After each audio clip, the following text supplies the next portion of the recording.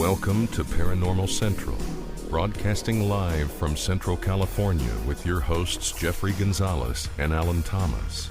Broadcasting video worldwide at ParanormalCentral.net and broadcasting audio on the Dark Matter Network at ArtBell.com. Are you ready to witness something that you cannot explain? I'm looking for you, you're looking for me. We have to decide what it will be. Can it be true? Can I believe the unexplained? Look into the sky.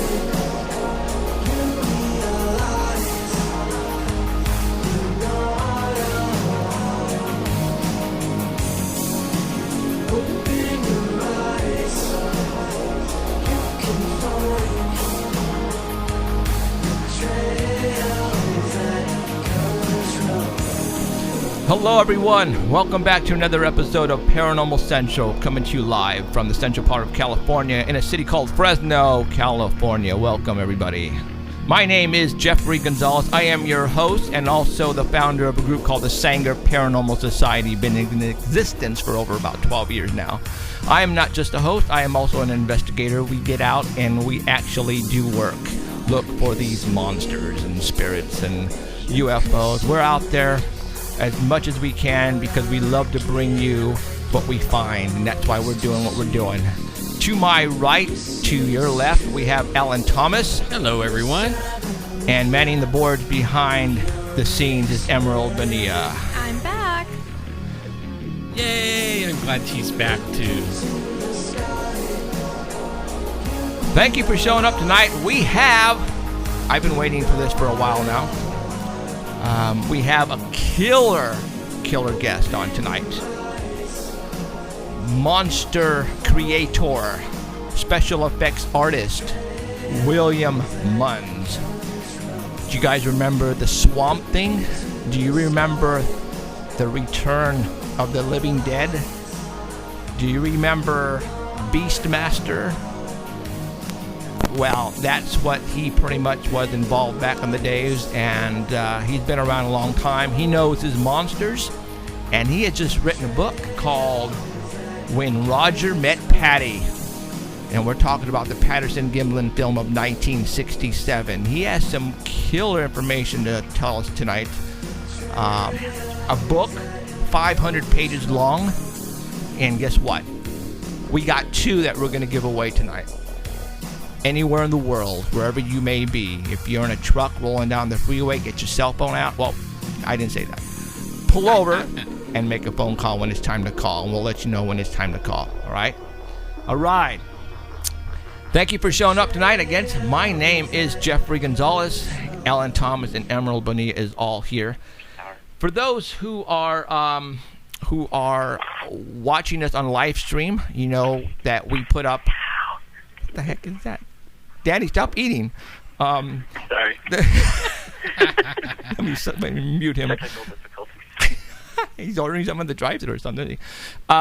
We are on live stream, and if you are on our website at ParanormalCentral.net, you are watching us right now. But if you don't want to watch us, that's no problem there. You can go to ArtBell.com, and you can actually look at the photograph that we are going to be displaying tonight for all you when we get started here. So if you are not on ParanormalCentral.net, don't sweat it. Just go to ArtBell.com and you can just listen to us there. So if you're rolling down the freeway and you have the app on your iPhone and you got your earphones on, well then just kick it, relax, and enjoy the ride. Every time, every show, before we start the show actually, we have a reporter that comes on. His name is Danny Valderrama, and he basically gives us the scoop on Bigfoot news from around the world.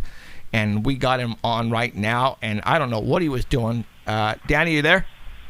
Am I the 10th caller? You are the 9th caller. Sorry, call again. Oh, dang it. What were you doing? Were you eating, or were you in a drive-through restaurant, or what? I mean, no, the fan got turned on right in front of me, and it blew all my papers around. Loser. Technical difficulty. Technical difficulty. Don't you love it? So, all right. Mr. Danny Valderrama, we are going to be talking Bigfoot. And then right after you, we got William Munns coming on, dude. That's going to be fun. So let's go ahead and start with the photographs that you sent me. And I'm going to put up number 1, and you are a go. All right, big show, so let's get going here. This is from the Bigfoot evidence page. This is posted by Rufus Reyes from Shelby, North Carolina. And the heading on it says, Rufus Reyes, Operation Ultimate Proof. Now, this guy has set up a GoFundMe page. He set it up on July 7th of this year, and he's asking for donations that will go towards a thermal rifle scope. And he's asking for $10,000.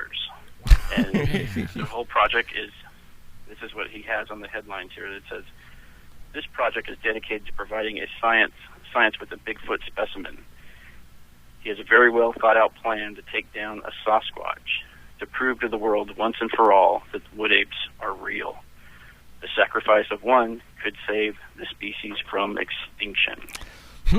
Now where He says someone needs to step up and do it.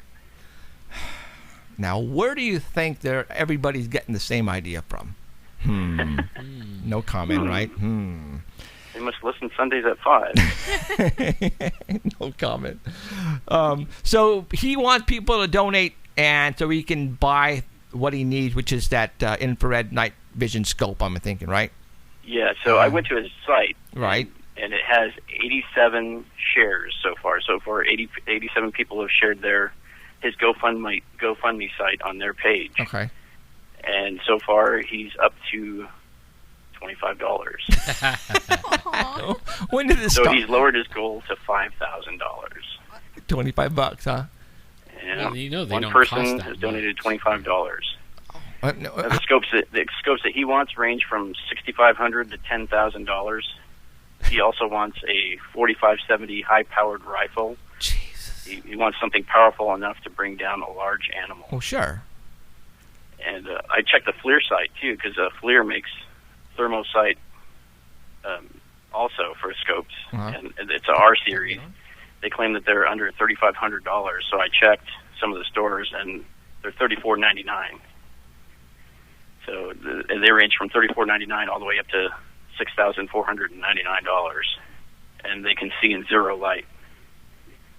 So you add that to the top of your rifle, and you can see in total darkness. Total darkness, yeah. But you know, you're going to need more than just a scope on a rifle. You're going to need backup. You need a team that's going to back you up. You need, more night vision cameras, more people with weapons. I'm assuming if he says he has a plan, I'm hoping that that's the plan he has. Because don't expect to, like Harry and the Hendersons, don't expect like that old man to go around on his own with whatever he had and to try to bring one down, because he ain't going to do it. So not by himself. No, not by himself. Are we on live stream right now? Apparently, You'd be a fool to shoot Alan one can't get and on. not have somebody with a rifle behind you. Yep. It looks like it is. Is it on? Okay, Yeah, we're good. All right, just want to make sure. Just Okay. those things not shown. The next picture is just a picture of him. Of him? Okay, let's get him on there. We did this last week, too. So this guy, has he been around the Bigfoot scene at all? Does people know who this guy It doesn't is? give much information about him. It just has that one statement that he's made. It doesn't say how long he's been hunting for or anything. That's If odd. he's an expert tracker or something. Nothing. Wow, that's weird. Okay, well, hey, if he At least thinks... we have a picture of him when he disappears. Yeah, there he is right there. I think we'll save it in our database. We'll save it in our database so that way when it happens, we'll put it on the website. Have you seen this Maybe I have to man? give it to Dave Pilates. David Pilates. That's cold, but okay. That's a good one. All right, picture number 3. This is from the Bangor Daily News in Maine. This is also on several other Bigfoot sites. This was posted on July 31st. It's from Durham, Maine. There's a long-time Bigfoot hunter there by the name of Bill Brock. He posted a ton of YouTube videos searching for Bigfoot. And one of his friends is friends with a member of a production company called Go Go Lucky Entertainment. And they got him his own TV show. It's called Monsters Underground. It's 6 episodes, starting off on August 22nd at 10 p.m. on the Discovery's Destination America channel. I think that was the same one that did you guys, wasn't it? Yep, sure was. Monsters and Mysteries. Yeah. Yep. So Brock and his team will travel the countryside in search of subterranean monsters. And one of their sites is California. They're coming looking for the Mapingari. That's an Indian name for defender of the forest. It's a 6-foot, hairy, howling, stinking of death creature with red fur. That's a Bigfoot. Yep. Like, what cave in California are they going to go in? Like the northern? There'll be a lot of caves. So they're going into caves that are 50 to 60 miles long. He gave his production company a list of dream gadgets that he wanted for the show, and they went out and got all of them for him. Wow. And he's not saying which ones that they are yet. The only one he will say is that one is a DNA dart gun. You can shoot at the animal and it will unplug. It will pop out after it gets the DNA, and you can just go pick it up. Right. After the creature runs off. See, I think that's a good idea. And, Yeah, it is. They have a local doctor and a scientist I want a body. standing by to keep them from overreacting to possible evidence. They want to do it all scientifically, Right. not guess. So it also will be released in tandem with a 3-part series called The Swamp Monsters. It's also another group that searches swamps instead of caves. So, and it was put together by the Mark Edkin, the general manager of Destination America. Huh. So they started shooting in April and they finished in July. And none of the episodes will take place in Maine. They'll take place all across the United States. Well, more power to him Yeah, if he can get something. DNA. Alan was going right now. The DNA thing. No, we need a body. Sorry, Yeah. we need a body. No more of this DNA crap. I'm done with the DNA crap. I'm serious. So, yeah, we have done that. Yeah, we've done that. We have the DNA. We know we have the DNA. We have the windows. You know what? I got the puller coming in 2 weeks. So once we get that, then we are going, and we are going to be bagging one. I can tell you that right now. So okay, next photograph is a picture of a road in some dirt road. And this is from this is Bigfoot Evidence page and cron.com. It's the Houston Chronicle. This was from July 30th, 2014, and it's a Houston Bigfoot hunter who's offering college-type classes for budding cryptozoologists and paranormal experts. He spent his whole career investigating the existence of the hairy wild man and is now offering classes so he can share his research and so it doesn't get lost. He's researched for 35 years. And what's interesting is that he was once a local news reporter who became a Bigfoot hunter. His class is entitled the Big Thicket Lair of the Mysterious. And the Big Thicket area is in East Texas, and apparently it's like a jungle-type area. So anything could be in there. And he went into the class. When you go into the class, he will provide you with the weirdest tales from the area and let you know what he's found and let you make up your own mind of what you think is out there. And he'll be highlighting 2 subjects, the hairy wild man that everyone's seeing in the area and mysterious white lights or orbs that everybody's seeing. And they're both in the same area of this thicket. Weird, kind of like a UFO type of light, Right. and a Bigfoot. Where have we heard that? Yeah. Same spot that we're at. Hello. Yeah. That's cool. So- Okay. Well, hey, it's people now are coming forward and they're not embarrassed anymore. And I'm thinking it's because of what we are watching on TV. All these shows that are coming out. People like it. I mean, it's fess up, people. People dig this stuff, and I think there's a lot of truth to it, you guys, or else we wouldn't be talking about it like we are right now. And we're not the only ones, okay? There's so many other people doing exactly what we're doing in different ways, and there's something to it. People are not hallucinating. People are actually witnessing these things, whether it's up in the sky or in the forest or in your house, in the corner of your eye. These things are happening. So, for those people who don't believe, you guys need to really just I don't know, just open up. It's a 2-day class, and it's held at the Leisure and Learning Center in Houston. And the first 2 days are September 13th and the 20th, and the cost to attend is $75. Well, people will pay that. Yeah. People will pay that, so, okay. Then he could buy a scope. All right, the next one is Sasquatch Canada. Got a photograph. What's this? Yep, this is from the Sasquatch Canada page, run by Sandy McCloskey. This was actually from May 19th of 2000, but I thought it was pretty interesting because it reports that over 24 people have reported seeing a human-looking child dressed in animal skins running alongside a towering Bigfoot-type creature. And though the people in the area believe that he is from a 1989 plane crash, that he was the sole survivor of a 1-year-old child named Marcel was never found. And they believe that he was the only survivor of the plane crash that killed his family and the pilot. And maybe the Bigfoot raised this child.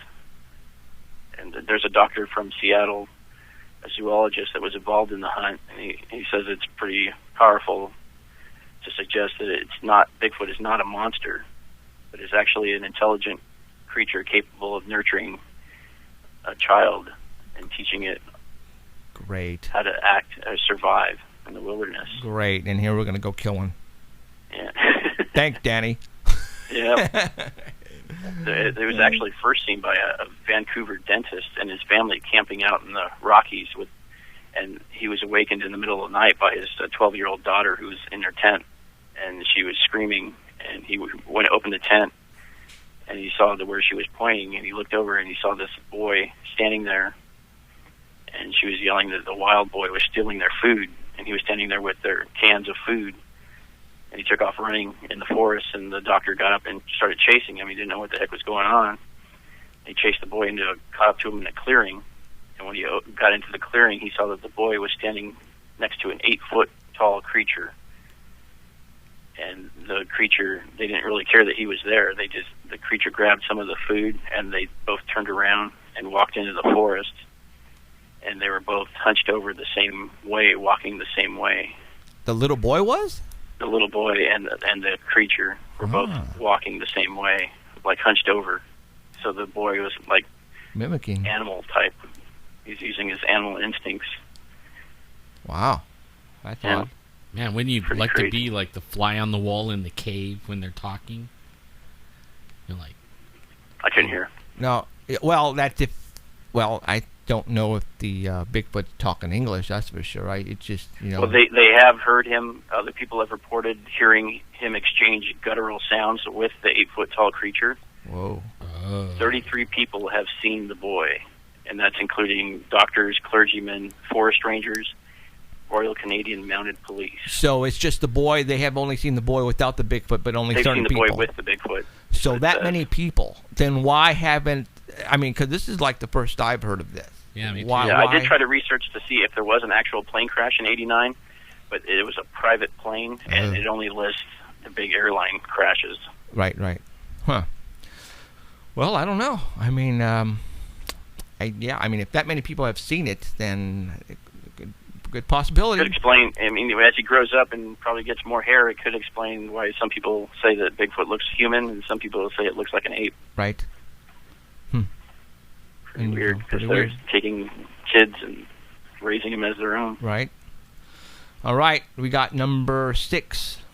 And we got just a picture of the Which is forest. actually story number 5, and it's Bigfoot Yell. It's a video. Video. Okay, so let me go ahead and... It's 42 seconds long. It was recorded on July 5th in Washington State, and it was published on July 7th. And this was some guys that were camped out 40 miles northwest of Natchez, Washington, with their horses. Okay. They heard this sound several times throughout the day. Okay. And it was making their dogs and horses get crazy and agitated. Okay. For everybody who's at the artbell.com, you're not going to be able to hear the audio here when we play it on our side. So, but the video is on the artbell.com right now on YouTube. There's a link there. So if, when you get the time, you can always come back and listen to it. But right now, what we're going to do, Danny, let me know when you want me to go ahead and play it. All right, there are actually 2 screams on this. One is at the 24-second mark, and there's a horse yelling at the same time, so it's kind of hard to hear. You have to really listen to it. And the other one is by itself towards the end at 30 seconds. And this only has like 5,997 views, and this guy has only uploaded 6 videos so far, and 2 are of fireworks and 1 of his horse, and then 2 are of him shooting off some guns. So it doesn't look like he's faking it. I mean, they actually did hear it. It's something that they don't know what it is. Okay. They sent it to many Bigfoot researchers trying to find out if they know what it is, and nobody's been able to come up with an answer yet. So you can go ahead and play it. Okay. Here we go. Oops. Crank it up if I can. What happened? It might be the volume down on the right corner. Nope, this full blast. Video. I hear it. Yeah. But it's not that loud. So what I'll do here, let me go back here real quick. And let me... Can you hear it? There's no sound.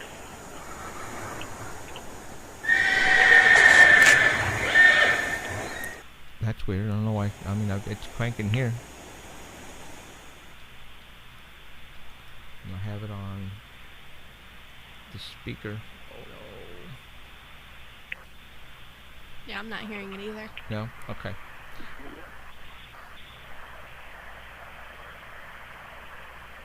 Yeah, that's weird. I mean, Showing it as audio. good. It should be. I don't know why it's not.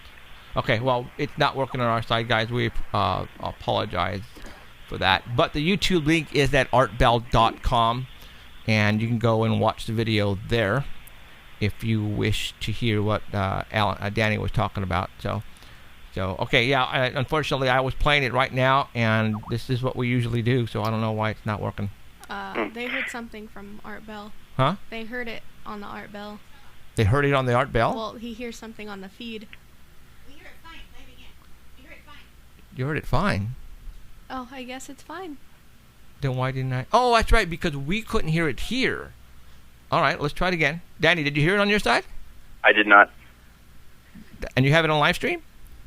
Oh, my wife's listening to it. Did you hear this? Did you hear the roar? You didn't hear it? You just the video played? You didn't hear anything? No, she didn't hear it. Really? On live stream. Everybody's saying they're hearing it, even on Art Bell. I don't know. Okay, well, let's try it again one more time then. I'm going to go ahead and...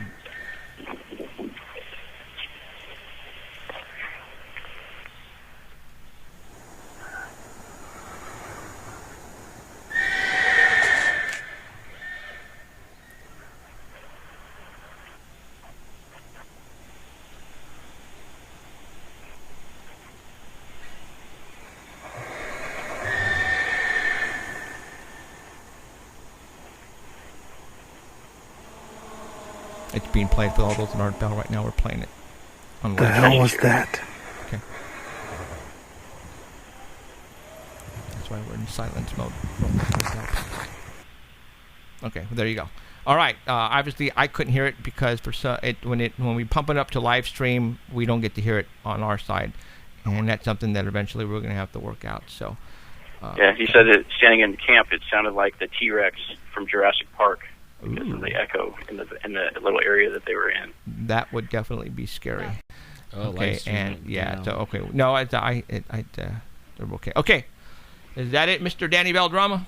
That is it. I think live stream is off. Okay, it should be on now. We're back on. So All right. okay, all right, and we are back Okay. on. And thank you very much, Danny. How's Trevin doing? He's doing great. Is he eating a lot. huh? Is he eating a lot. I was gonna say, is he up to his regular poundage now? No, he's not. No? It's going slow. Really? Wow. Okay. Well, you can only feed so much in that mouth, though. Well, doesn't he have to have a surgery too? Still? They don't know yet. I think it's later on in the future. So, all right, They cool. won't know You know, until they get the CT scan. yeah. So, okay. Well, thanks, Danny. Keep me updated All right. on this week. If anything crazy comes over the wire, you will let me know. Yep. And we shall see you next Sunday. Bye, Danny. Okay. Thanks, Danny. Bye. See you guys. See ya. Bye. All right. That was Danny Valdrama, and giving us the Squatch report for the August 3rd of 2014. And in about 5 minutes, we are going to contact William Munns. And we're going to be talking monsters with this guy. This guy has been around for a while. All right. If anybody is going to prove to anyone about the Patterson-Gimlin film of 1967 and to tell you what he thinks because of his expertise in the field, and you can't say he's not an expert in his field because he is. All right, he's been around. He is. You will know his work when we talk about it. He is been trying to actually reproduce the costume that people say it was. Yeah, go ahead, call him. Back in 1967, and we're going to go ahead and he's going to let you know what he did. We saw him at a symposium in Santa Cruz at the Felton Bigfoot Museum, and we actually watched a video that he actually made, and it was Jeff Meldrum, and it was really cool. So, all right, I think Mrs. Emerald got him. Go for it. Plug him in. William, are you there? Yes. Hey, how's it going? Very good, thank you, sir. How you doing? Right, awesome, man. We are so excited that you are here. Thank you for showing up. My pleasure. Just a little precautionary. We just had I emailed you this, but we have a thunderstorm that just rolled in. There may be a real small chance that I could lose power. If I do, phone and internet will go down. I don't think, I'm talking maybe 1 or 2% at the most. Okay. But just wanted to warn you, if you lose me, that's why. Okay. Now, you are on landline right now? Yeah. Okay. Well, we have a backup on the cell phone. Do you want us to call you on that? Well, mine is a pay-as-you-go, and it's got about 5 minutes left in it. Okay, so okay. No problem. It wouldn't hold up to an interview. No problem. So, all right, Mr. William Munns. You are you in Southern California, right? Yes. You San Bernardino, Riverside area, or? Lake Arrowhead above San Bernardino. Oh, right on. You're up in the mountains. Nice. Yeah, up in the mountains. It's nice. Really cool. All right. All right. Well, we got your books, and I read it. Awesome stuff. We actually saw you at the Felton Museum when you did your presentation there with Jeff Meldrum, and we saw we saw your video and all that, and so we definitely know what you've been doing. And I want to tell everybody before we get into your book. We want to let everybody know before we start talking about the Patterson-Gimlin film of 1967, what have you done in the past? Where have you been? Because, you are definitely an expert in your field, and I want to let everybody know that before we start. So let's start from the day you were born. And what the heck got you involved in Monster Creator? That is awesome field to be in. Seriously. Well, okay. Now, I grew up in Southern California, Studio City, North Hollywood and such. Went to Hollywood High School and everything. So from as far back as I can remember, I have been fascinated by the classic monster movies and fascinated by special effects. I had a stuntman who lived next door to me. I had a special effects man across the street, casting lady down the block, and various actors and actresses for childhood schoolmates. So basically, I sort of grew up in the whole Hollywood circle and had always loved special effects. Now, in those days, the monster stuff was, just makeup and a little bit of costume. The special effects was basically trick photography. There was no CGI back then. It was all in-camera trick photography, things like that. But all of that absolutely fascinated me more than I could ever describe. So even as a kid growing up, I was always trying to learn more about, how did they do that? How did they do this? How did Ray Harryhausen make those skeletons fight Kerwin Matthews and the Sinbad thing? And how did they do the old King Kong stop-motion animation? All of that stuff. Right.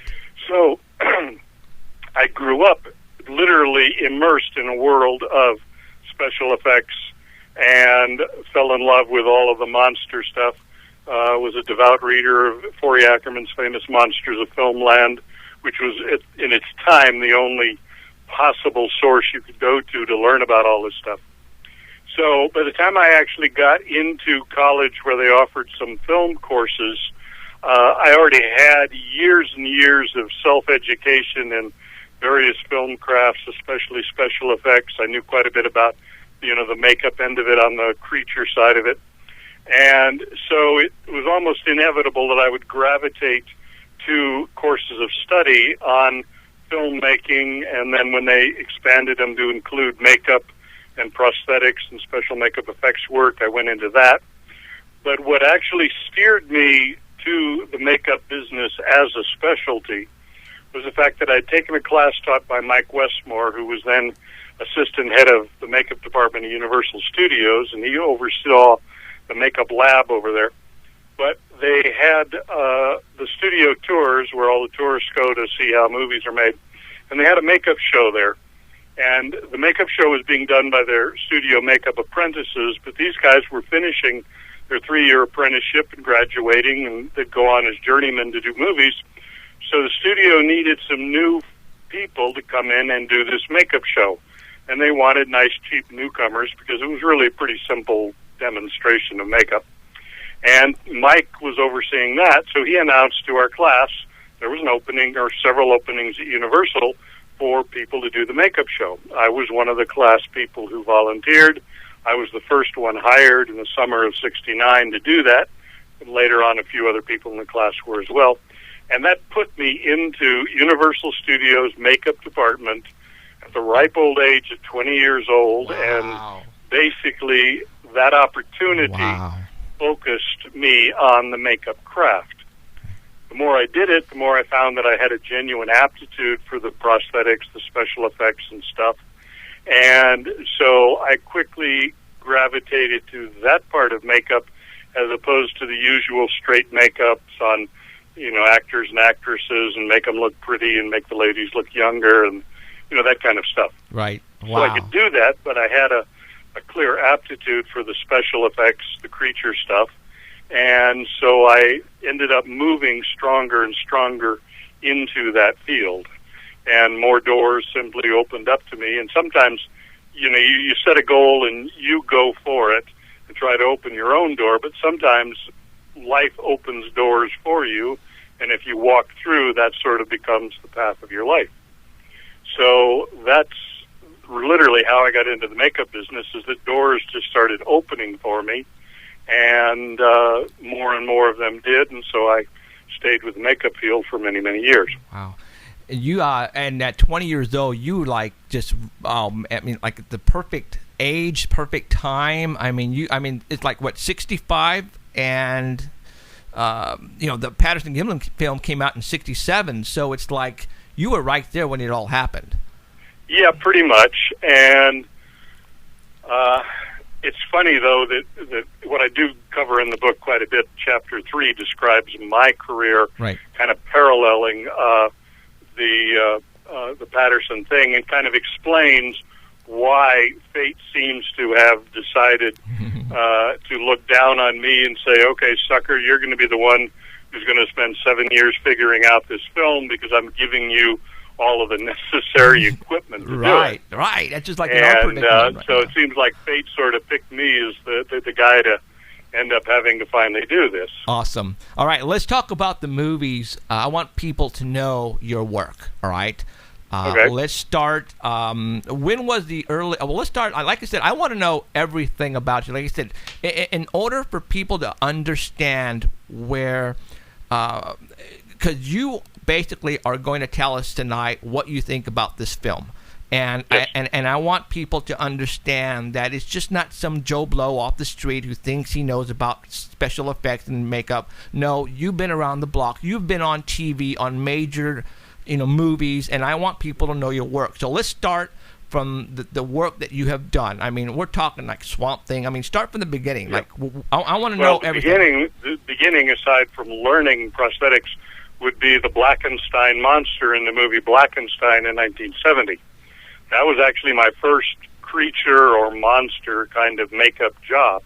Okay. And I was the one who created the Blackenstein monster for that particular movie. Wow. It's not quite as well known as the one called Blackula, which is a black man as a vampire Dracula character, but right. sort of rode on the heels of that. And it's kind of a quirky little cult film that a lot of people do know about. Right. An obscure little thing. So that got me started. Then I actually moved into a makeup school. It's the very first makeup school in the country that was actually training professional movie makeup artists. And I helped them develop the motion picture course and the technical lab prosthetics course. And during that, the 6 years that I was the director of the school, I had set out as part of a teaching mission to recreate as many of the classic makeups as possible so that I could film all of the work I would do recreating the makeup and use that film as an instructional film. How to build a creature from the Black Lagoon, how to build a Morlock from the Time Machine, how to do an aging makeup like Dick Smith did on Dustin Hoffman for Little Big Man, or how to sculpt an alien like in Close Encounters, or how to do a King Kong, etc. I did all of these projects specifically so that I could document step by step by step exactly how they were done. And that allowed me to kind of go back into a lot of the classic monster makeups and creature effects and recreate all of them very, very faithfully.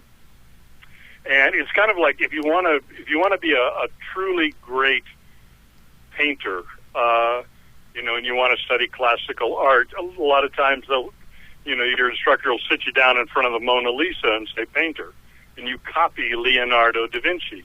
And if you can get anywhere even close to it, then you're learning about his technique, his process, his color palette, his tonality, his blending, everything else like that. Right. By replicating old masters, you learn a tremendous amount. So during this 6-year period at the makeup school, I was basically recreating all of these masterful makeup effects and creature effects, and that taught me a fabulous amount about how things were done, all of the processes, the techniques, the capabilities, and everything else. Then when I finally moved back into doing makeup work on my own, that would be in the 80s, I actually started going into a field that very few makeup artists have ever done anything about, which is doing makeup on animals. I had studied wild animal training at Ralph Helfer's Gentle Jungle, an animal compound, and once he got to know me as I was going through the courses, he started to get questions that producers would ask them about changing his animals to look a little different than normal. And so he started relying on me more and more, like, how do we do this, how do we do that, and so on, like, how do you make a chimpanzee look like a gorilla, because nobody has gorillas to rent. A lot of people have chimpanzees that are trained. Wow. If somebody wants a gorilla, you either put a guy in a suit. Ralph said, well, what if you put a chimpanzee in a suit? It's actually much more natural. It's closer to reality. And so I helped him pioneer that whole concept of putting chimpanzees in the gorilla suits, and did more work like that than anyone else had ever done. Wow. I've done crazy things like make Indian elephants look like African elephants by putting bigger ears on them, and putting tusks on elephants where they've cut the tusks off, and they have just a little peg that barely sticks out from, the lip area. Right. I've taken an orangutan and had to make him look like a missing link. In other words, instead of making a human look more ape-like, you make an ape look more human-like. Wow. And I've done that on an orangutan with prosthetic appliances and such.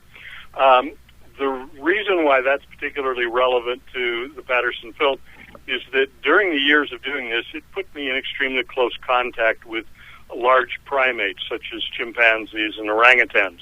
Right. And when I say close contact, I mean literally they and I were just, sitting face to face, 6 inches apart, and I'm actually putting stuff right on their bodies or on their faces, putting makeup, putting prosthetics, doing hair work, so on like that.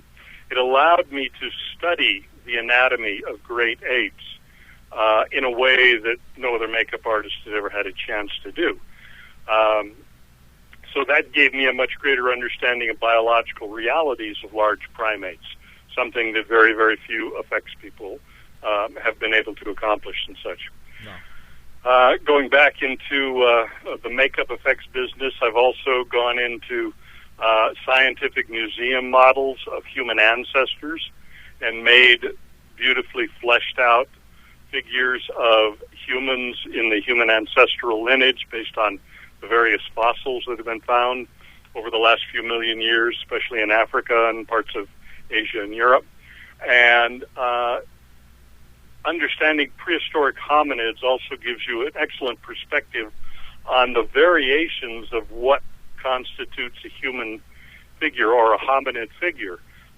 There's a lot of different shapes or forms about the shape of their skull that isn't quite like us today, but actually compares very favorably to Patty in the Patterson film. So having a rich understanding of human ancestry and human origins also is an important factor in understanding the Patterson film. And then when you get to the point of trying to figure out like a costume or such and say, okay, the film's a fake, Patty's a costume, then you have to explain how you would create such a costume. And the head is so remarkably problematic for any kind of a mask or such. Right.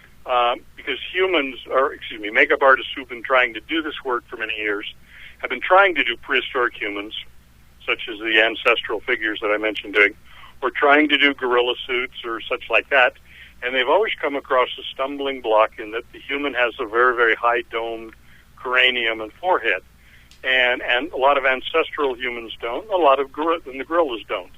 So when you're trying to create that effect in a mask, if you're doing it authentically, it's almost impossible to do.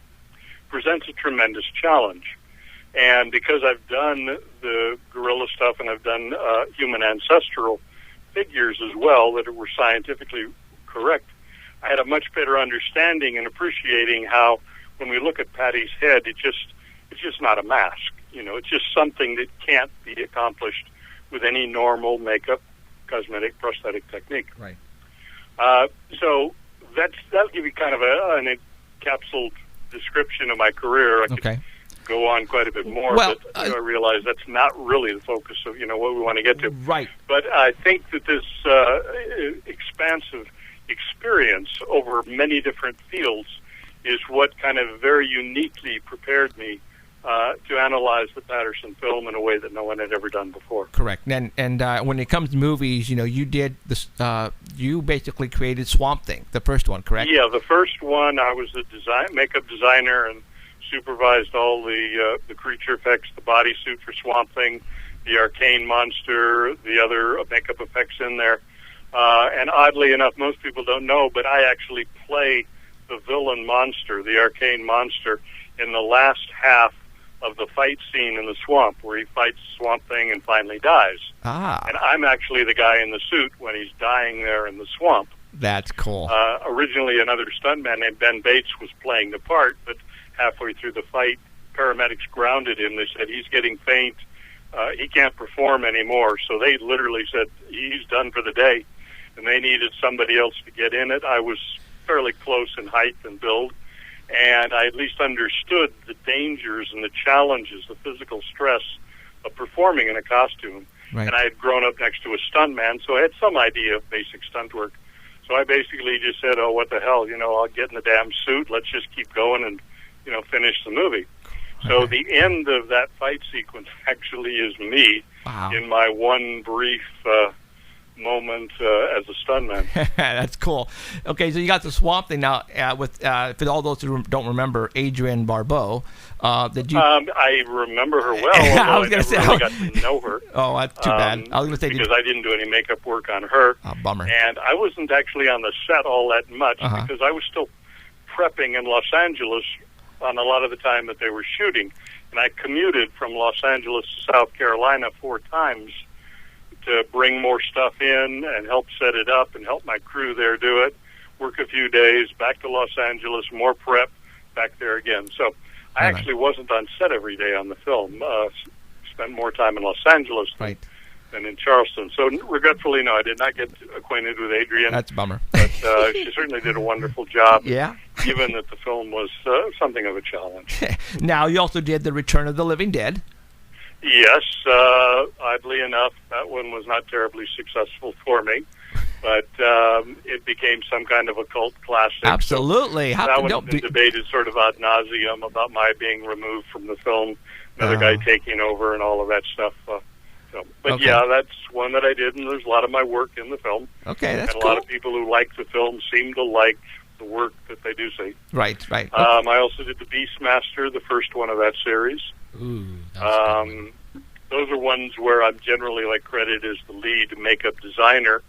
A lot of the other things that I do were kind of little obscure special effects prop kind of things that don't usually get a lot of media attention, but done a couple of things in several Blake Edwards movies that are really quite wonderful. And then there's also TV work and commercial work. The revival of the Munsters television series in 1987.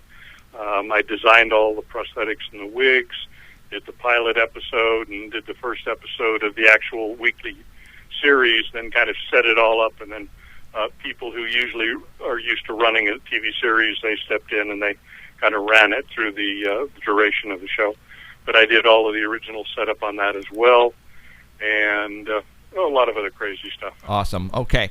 Now, that's where I wanted you to go because I wanted people to know your work. All right, you guys. We're not talking to somebody who thinks he knows what he's doing. This guy has been there, done that, and that's why I have him on the show because he knows what he's doing. Yes. All right. Now we're going to get into the cool stuff. I mean, that stuff is cool. I mean, I am honored and flattered that you are on this show because I've been wanting to have you on. And when you wrote this book, when did this book come out? 9 days ago. 9 days ago. Sweet. How many interviews have you done so far? This is the first. Yeah, that's what I wanted to hear. That's right, damn it. That's right. He's been dancing around here all day. All right. Yeah. All right. Thank you very much. All right. Calm down, Jeff. You're welcome. Okay. All right. The Patterson-Gimlin film of 1967. Now, there is a picture of you standing. Matter of fact, I had it up when we had you on here first talking. You built that Bigfoot creature. You're standing next to it. Gigantopithecus? Yes, Yeah, yes. that's it. What did he's you? He's 9 feet tall. Why did you build that? For what? Well, that was when I was doing a lot of human ancestor figures, and so I was focusing on doing real prehistoric animals and real prehistoric hominids, and I had read about this giant prehistoric ape that might be like 1.5 times bigger than a modern-day gorilla, which would make it about 9 feet tall. And I thought, now, wow, that would be a fabulous showcase piece to try to show my work and my capabilities to the museum people. And so I checked around, and I found out that Dr. Russell Shahan, University of Iowa, Anthropology Department, was more or less the authority on Gigantopithecus in terms of an anthropologist authority. So I contacted him, told him I was interested in creating a visualization. Would he be interested in working with me on it? And he thought about it for a while. He looked at some of the work that I'd done, and because he was kind of worried that, I might want to do some crazy movie version, and he would only want to do something very scientifically precise. And I assured him, absolutely, if we do this, it's going to be dead-on scientifically correct. So we consented to do that together. Now, with this Gigantopithecus, all that the fossil record actually has is a bunch of individual teeth and 3 jawbones. We don't even have a complete skull, and we've got nothing below the jaw. So there's a lot of speculation about that particular creature. What he did, working with a scientific artist named Stephen Nash, is that they took the largest jawbone and they developed from that a diagram of what they felt the skull would be like. And they gave me their skull diagram, and then I took 2 skeletons, one a modern-day gorilla and one a giant baboon that's as big as a gorilla called Therapithecus oswaldi, and I did a sort of a merger of those 2 skeletons to sort of suggest a proportion for the skeleton for Gigantopithecus, and then scaled it to the size of the head skull that Russell and Stephen Nash had worked out, and that gave us the skeletal anatomy of the figure, and then I fleshed that out, and that's basically what led to that entire creature being built. Awesome. But I do want to make it clear that the body is very speculative. The body could, in fact, be quite different in, its shape. When we finally do find more fossils, it could end up being different than that. Right. And normally the picture you see is he's standing up with one arm reaching up above, high up, even though the assumption is that this creature walked on all fours and was possibly a knuckle walker, like a modern-day gorilla. The reason we had him standing up is we were imagining he might eat fruits, and he might stand up to reach up to a fruit that might be high up in a tree, and that would simply show off his size more impressively. Right. So just like gorillas and chimps, they can reach up and stand on their hind feet and reach for something high. That's not a problem, even though they're quadrupeds. So we basically posed him that way, even though he's assumed to be a quadruped in the way that he walks, just so that we could appreciate how big he actually was. Wow, that is awesome. So that's how that figure actually came to be. Now, the full body figure was made at a robotics company called Creative Presentations. I was working with the company at the time, and they accepted paying for the price of making that so that we could take it to the museum industry trade show and display it there as kind of a showcase so that this theme park company could kind of break into the emerging field of robotic exhibits for museums.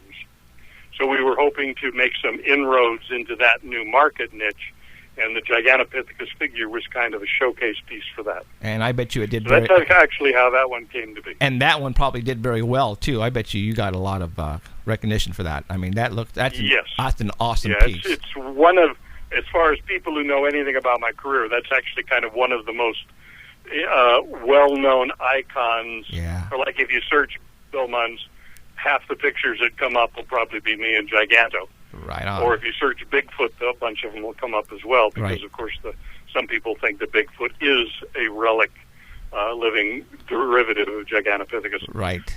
So that picture is certainly one of the most famous of my career, and I'm very pleased that it's certainly one of the best of my examples of work as well. I want one. All right. Let's get into the reason why you are here. I just posted up the cover of the book on live stream. Now everybody in the world is visually looking at it right now.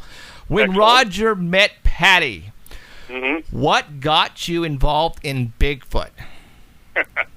Well, I've been interested in the whole cryptozoology thing pretty much all my life.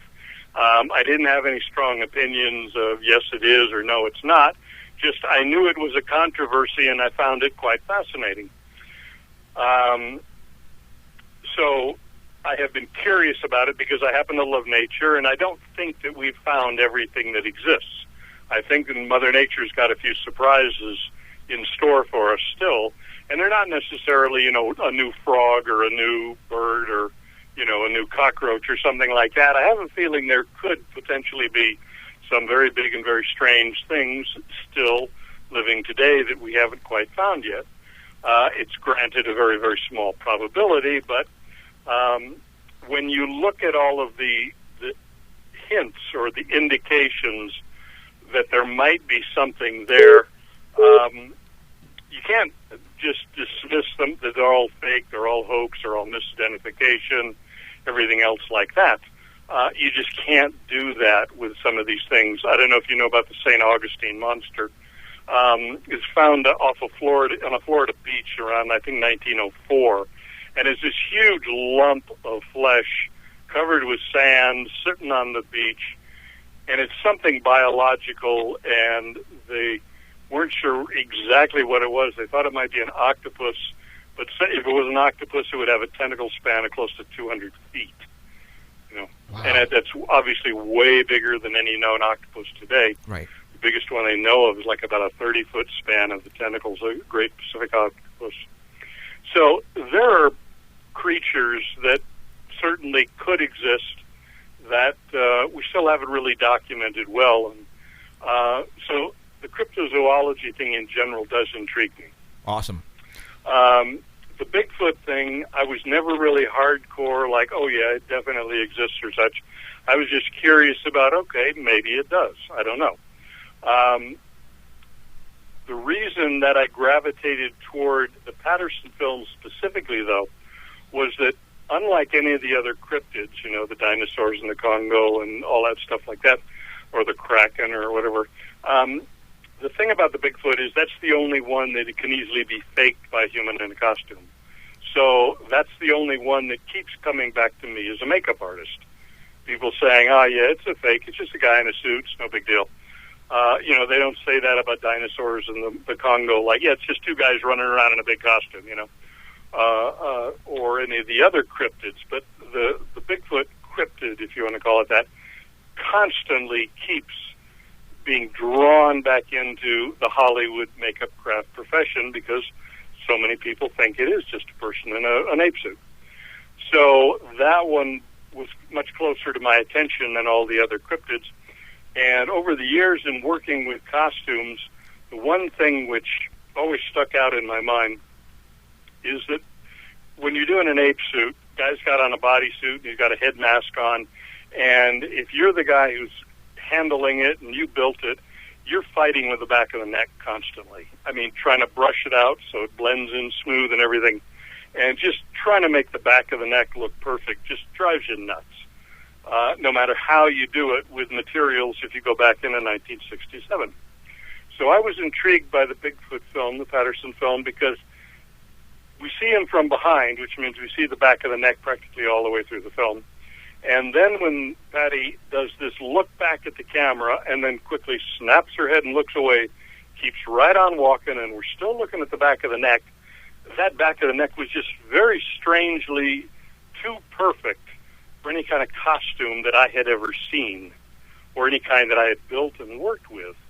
And that's actually what made me first begin to suspect that she may be the real deal, seriously.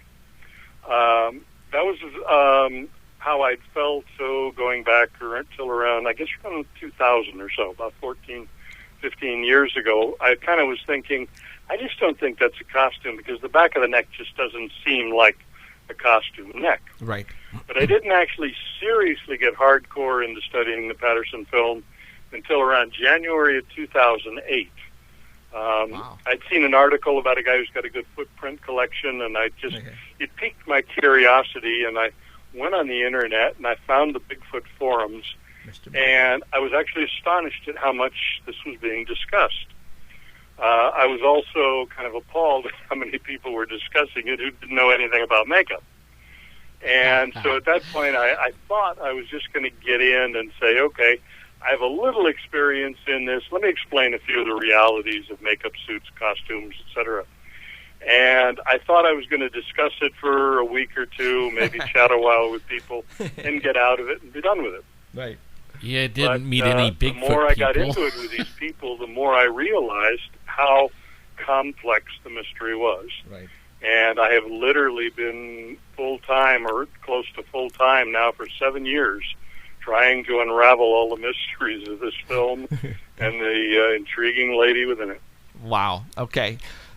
When Roger met Patty, a lot of people don't understand where Patty comes from. Obviously, there's the Patterson film, and I believe the wife was named, but why do we call her Patty? Why do we call her Patty? Explain it. I know why. I don't know who first did it. Right. I know why. When I got into it, the name had already been established. Right. But where it comes from is the fact that the figure in the film is apparently a female. She has very, very well-developed breasts. Right. I mean, she would make Sophia Loren or Gina Lola Brigida very seriously jealous. She is built. Okay? Right. Yes. Right. So we're assuming we're looking at a female here. Okay. Now, what somebody did was to take Roger Patterson's last name, Patterson, shorten it and feminize it, and that's how it came to be Patty. Okay. I should mention there is no relation to the fact that Roger's wife was Patricia, also called Pat, but there's no connection between Patty, the creature in the film, and Roger's wife, Patricia. That's just a mere coincidence. Right.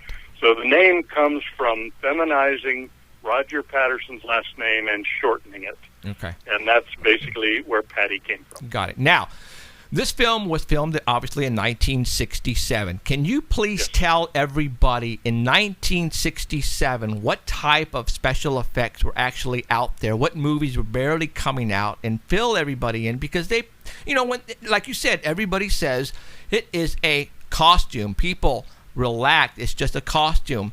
You know, these are a couple of ranchers, farmers out in the middle of frickin' nowhere. All right?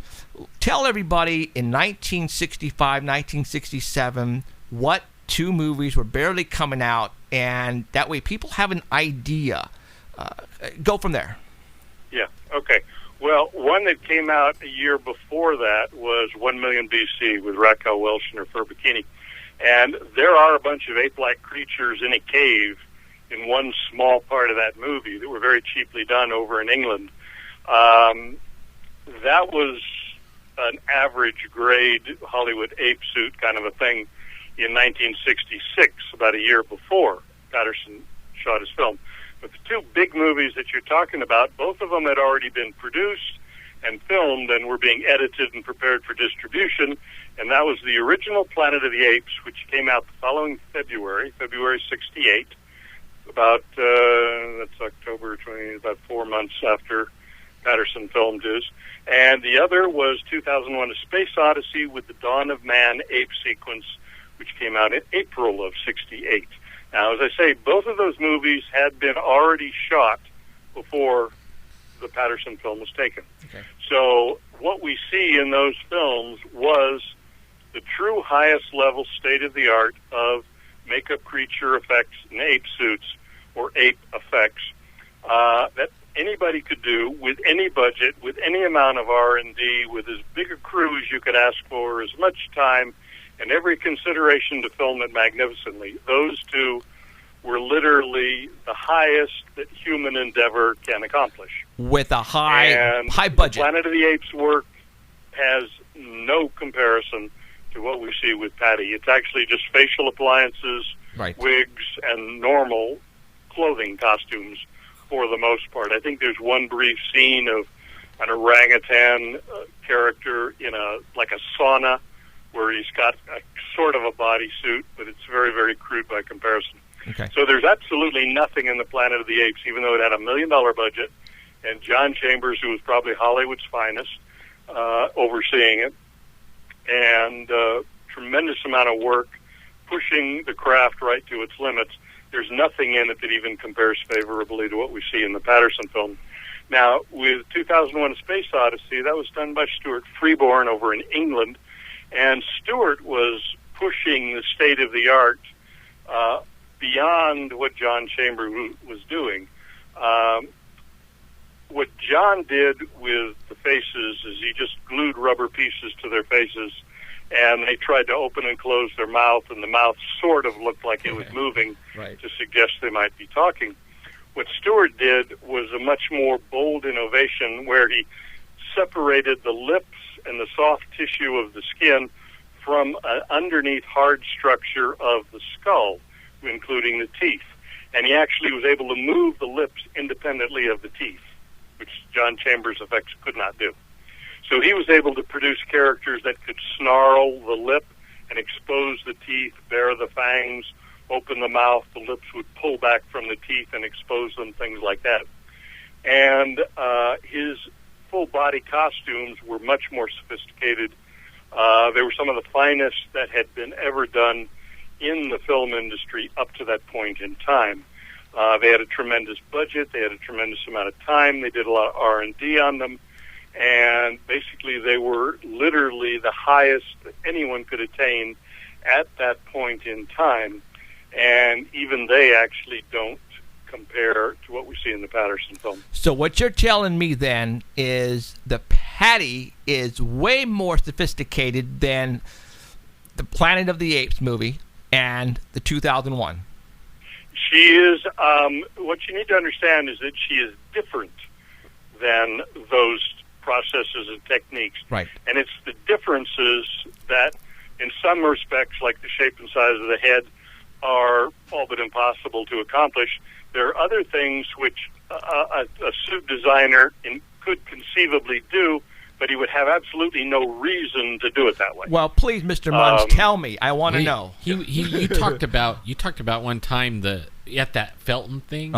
The length of the arms and the thigh. You know there is as so a man much. doesn't fit that. You know what right. I mean? Now, okay, now your involvement now in the Bigfoot territory. Mm-hmm. I think someone offered you a budget to try to recreate Patty. Was that correct, or I got that wrong? No, nobody has. Oh, okay, my mistake. All right. People have asked me to guess okay. how much would it take, and I think years ago I occasionally threw out a number, but nobody's actually made an offer and asked me to give it a try. Okay, so what we saw then at the Felton Museum was just basically all done on your own. Yeah. Okay. Wow. All right. I want cool. you to tell everybody what was the reason for you to try to recreate this. I mean, obviously, this has definitely piqued your interest, and the Bigfoot now, everybody is talking about this creature, man. I mean, everybody. You see it everywhere. Mm-hmm. Everybody loves this thing, and you know, your book is coming out in such a perfect time. It's not even funny. So I want you basically to tell us why you don't think this is a costume. Okay. The book does obviously detail it in a great deal of detail, but just sort of summing up, hitting up some high points on that. Right. The head is a size and a shape which defies all conventional practice for making masks that take a human head inside and try to make it look inhuman on the outside. We can only add to a human face. We cannot subtract. So to try to get rid of a high forehead of a normal human head, we have to try to build up other parts bigger.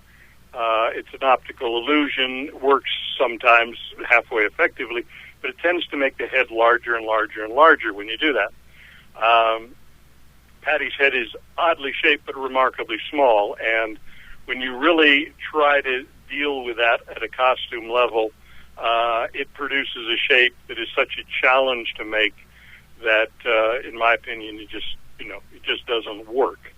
The neck is the second thing. The way the neck is smooth, flexible, never buckles, never creases, never becomes unruly or anything. For 1967 technology, it pretty much just defies everything that's been done. Third area is the fact that we've been able to do some image stabilizing of the Patterson film, and we found out that Patty's breasts actually do bounce and ripple, especially when she looks back at the camera and her right foot is stepping forward. The ground's a little lower than she expects, and she's stepping forward without realizing the ground's a little lower, and she sort of crashes down suddenly about an inch or two lower than she expected. And that hard step kind of crashing down sends a ripple up her body that causes her breast to just briefly bounce and ripple. Now, the only way that rippling can be done is with some type of a true fluid dynamic. We did get some research funding that actually allowed me to build costumes that had prosthetic breasts made of the materials of the time that we would always use to build suits. We tested all three of those to see if any of them would produce any kind of a fluid dynamic effect, and all of them were 100% fail. We also tested, just to be fair, we tested real human anatomy with some ladies who were figure models and who consented to be part of the research study, and we subjected their real breasts to the exact same motions of the shock wave that try to produce the ripple. And as would be expected, they did ripple in exactly a normal fluid dynamic way, because a natural breast actually is mostly water encapsulated in all the little cells within the matrix of the connective tissue of the breast. But it basically is a bag of water. That's what a breast essentially is. So it demonstrated a fluid dynamic that matches the Patterson film exactly. But everything that we tried, everything that would be reasonable to consider as a costume breast, was 100% failure. You know, it was just so blatantly obvious that the real breast matches what happens in the film, right, and an artificial breast doesn't do anything at all like what we see in the film. That would be a third element that just suggests that there's just no way that's going to be a costume, especially made by somebody who doesn't have an ounce of experience with any of this effects work. Right. There are a lot of other things. There's a very subtle thing about the way the skin shifts along Patty's body. when her leg extends out, we were able to get a perfect replication for that shifting of the skin on the female body. Figure models, we put black dots going down the side of their body from right under the armpit all the way down to their knee, and just photographed them as they were walking by camera. And as they stretch out their leg for a forward step, that little bit of stretching, extending of the leg causes the skin to shift all the way down. And we measured that out. We compared that to the way the skin and the fur shifts on Patty. Perfect match. We looked at it the way it does in a costume. No match at all. So that was another one that was a definite thing. And then there's a lot of curious folds about the back, which, although they're not technically impossible by costume potential of doing it, nobody would ever in their right mind create a costume with those kinds of folds. Right. So it defied everything that a person would deliberately do, and there are folds and contours that couldn't occur artificially by just the way you wear a costume or the way you move around in it. There are things that could not occur accidentally. They could only be there if they were put in deliberately, but there's absolutely no deliberate rationale for a person designing a costume to do it. Right. So those are some of the other ones that simply build up the strength of the conclusion that, what we're seeing is just not a costume as one would have done it in 1967. Now, with all this that you were doing, you documented all this on video, didn't you? Yes. Now, we saw part of that at the Felton. Is there now? You go around and you do symposiums and you do talks about all this that you've done to try to debunk this. Correct? Yeah. Okay. Are you going to eventually put out a video with all this on it, or? I've been trying to do that. Yeah. The problem is, of course, anything that ambitious takes money, and I haven't been able to scare that up yet. Okay. But yes, I'm hoping to put it together into a documentary, because although I'm very, very proud of the book and the text and the illustrations and everything, there are limits to what a book can show, and there are a lot of things about Patty that to understand why she's real, you actually have to see it in motion. Right. And that can only be accomplished with like a video documentary. So, yes, that is still my ambition, to produce a video documentary explanation for exactly why she is real and why the film is real. Awesome. We are probably going to be doing here a Bigfoot symposium here pretty soon. We're in Fresno, California, near the Sierras, and we want you to come down. Are you up to it? Depend on when. Okay. But I'll certainly be glad to consider the possibility. Okay. Yeah. Okay. We'll talk about it and get a date possibly for you, and then go from there. Okay. Now, where'd you say you're located again? Fresno. Fresno. Okay. Yes. Know where that is. Okay. Driven Cool. through it. Okay. Awesome. Any questions? Only through it? No, I'm just kidding. Yeah. Well, I've never stopped there for any reason I can remember. But I have driven through it. I don't blame you. You'll have to come Bigfooting with us. Well, that's my next question. Yeah. I know you are now friends with pretty much everybody that's in the Bigfoot, business, and I wouldn't say everybody. Okay, that's good. All right. And some of them aren't friends. There's a few people who happen to love Matilda who don't like me very much. Oh, hey, wow. Hey, wait. Okay, let's talk about that. Todd Standing, right? You see how I did that? No, Matilda's not Todd Standing. Oh, wait a minute. What am I thinking then? Matilda. I don't know. Which one's Matilda then? The footage that Adrian Erickson bought from habitators in Kentucky. Correct. My mistake. I think they connected it to the Ketchum DNA thing. Okay. Yeah. Okay. What is it, Chewbacca? Yeah, it's a modified Chewbacca mask. They basically ripped the Chewbacca hair off and then redressed it with the same hair for the costume of the sleeping Bigfoot character. Right. But that's basically all it really is. Wow. And for some reason, some people really are resistant to accepting that idea. They still want to argue that it's real, and but they won't present the film, for other people to analyze. Right. They won't finally bring it out, for the public to see. Right.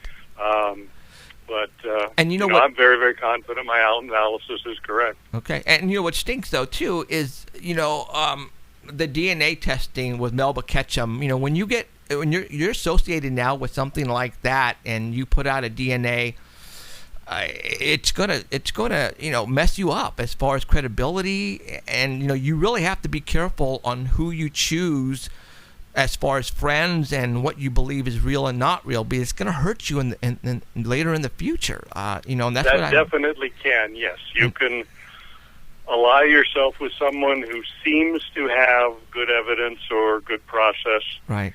And then their thing blows up, and you get some of the shrapnel. Right, and yeah, you do have to be a little cautious about that. Actually, if you study my background in relation to this, you'd find out that I've actually never endorsed any other Bigfoot evidence, film, sighting, or anything and said conclusively, yeah, that's real. I've never actually endorsed any other one. That doesn't mean I don't think some are.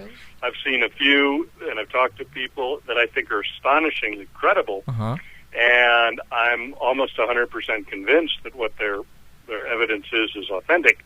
But I haven't publicly endorsed it because I can only endorse what I understand myself. Sure. Now, the Patterson film I understand thoroughly, so I endorse it without question. Some of the other ones, even the ones that I think are impressive and probably real, I haven't actually gone in public endorsing them because I don't quite understand technically how they were completely authenticated. Like the Freeman. But I've been far more cautious than most of the people in the field in terms of what I've actually endorsed and said, yeah, that's definitely real. Okay, right on. Like the Freeman video where the Bigfoot, walks through the frame and he's like, there he goes, and yeah, that one looks pretty real, Yeah, that's hard to say. Okay, well, I'm. It's awesome that we had you on tonight. A lot of people to this day, and we get it. I mean, probably on a weekly basis, that was pretty much a costume, and they don't understand there's so much that you have to understand about it not being a costume. The date, for example, 1967. That costume, if it was a costume back then, you needed a whole field of special effects artists like yourself, and there's no way. I knew it from the very beginning when I saw this thing when I was a kid in my pajamas, and I saw that thing. I went, oh my God, that's what got me hooked, was a Patterson-Gimlin film. I mean, it just, no doubt about it. It's in the back of my mind. I know it's real. Well, the interesting thing is that the studio people that they took the film to back in 67, 68, Universal and Disney and I don't know who else, but the people who looked at it there were very, very impressed by it and basically said, if we could duplicate this, it would be very difficult, very expensive, and all of that. A lot of people nowadays seem to think it's very fashionable to pretend, oh, yeah, it's a fake, didn't fool me for a second. But unfortunately, a lot of that is just kind of PR bluffing on their part, makes them look smart. Right. But the actual studio people who looked at it back in the 60s, they were actually very, very impressed with it and didn't think that they could duplicate it. Wow. And so, you really need to actually put more reliance on these people back then, right, in terms of a fair appraisal, than a lot of the the PR hype that we hear from some people today about it being a cheap fake and a cheap suit, and right, and on about that. So that's one of the interesting things. I touch on that in the book as well. This dichotomy of the people today seeming to just denounce it as a cheap fake so flippantly, yet the professionals back in the late 60s were tremendously impressed by it, and they knew what could be done back in the 60s far better than a lot of the people today. Well, everybody's an expert now. You just ask them. I mean, serious. It's terrible. Yeah, everybody's an expert. I mean, it's, they know what, just like Chewbacca. That's Bigfoot. I don't care what you say. So, well, on this one, what I seen one in 1987, and what really, I mean, I knew this was a Bigfoot when I first saw it, the film, even before I saw Bigfoot, but only the face. It looks like a ski mask on. It kind of looks like that, where just their skin around the eyes. Mhm. What I saw had that same look. He just had narrower hips, and it was a guy. It was a guy Bigfoot, so he had narrower hips. And the Wow. women have the huge. Women are more wider hips. So what are you trying to say, Alan? I'm trying to say that's a real Okay. female Bigfoot. Just by what I saw. Right. Oh yeah. No, I totally agree. And now with the computer technology, Williams, that they are able to really go by frame to frame and actually see the muscle movement, which is very, and also the way it walks, the bone structure and all that. It's not even close to what a human has, and there's so much involvement. And your book is 500 pages, dude. How long did it take you to write this thing?